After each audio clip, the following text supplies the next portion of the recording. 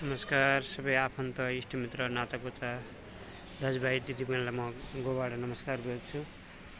यो गोवाको बसाइको क्रममा आज यो हामी यो मन्दिरमा आएका छौँ।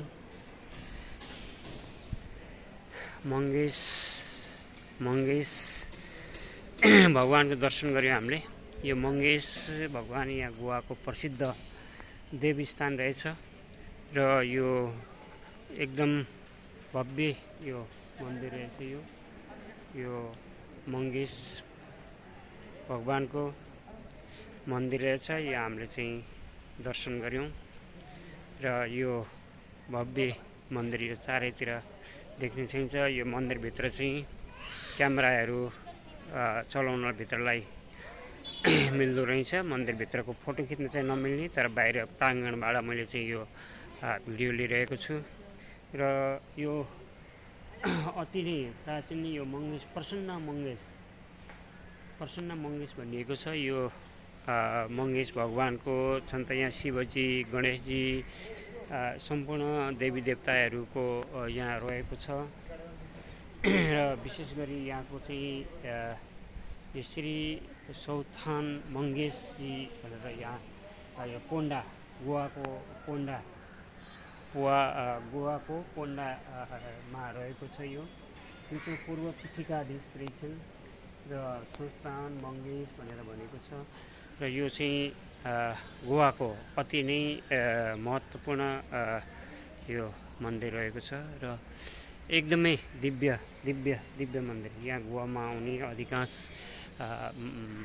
अधिकांश यात्रुहरू चाहिँ यो मन्दिरमा आएर दर्शन गर्ने रहेछन्। र यो चाहिँ एकदमै यो पहाडको बिचमा छ। अति नै चारैतिर पहाडहरू छ र बिचमा चाहिँ यो मन्दिर रहेको छ। र हामी पनि वहाँदेखि हामी जहाँ बसेका छौँ त्यहाँदेखि यो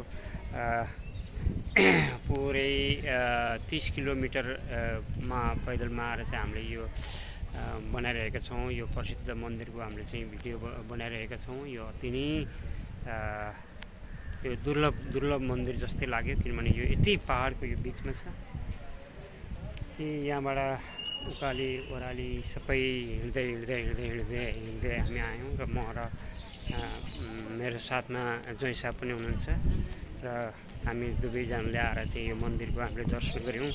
र अस्ति मेरो मिसेस पनि यहाँ आइसक्नुभयो। उहाँले पहिला आएर चाहिँ यहाँ दर्शन गरेर जानुभएको। त्यसपछिबाट आज चाहिँ म आएँ, किनभने यो दुईजना एकै दिन आउने पनि त्यहाँ अलिकति तालमाल मिलिरहेको थिएन। त्यसो भएर हामी चाहिँ बेग्लै हामी यहाँ यो मन्दिरको दर्शन गर्न जुरिएको रहेछ। त्यसो भएर हामीले चाहिँ बेग्लै रूपमा आएर चाहिँ यहाँ दर्शन गऱ्यौँ। र आजको यो दिन यति नै सुन्दर शान्त दिन छ। र यहाँको पुरै मन्दिरहरू हेर्नु कति राम्रो यहाँ मन्दिरहरू रहेको छ। यो अति नै पवित्र स्थान रहेछ। यो मन्दिरको यो एकदमै यो अहिलेको बिहानको मौसममा पनि एकदमै मान्छेहरूको भिडभाडै छ यहाँ।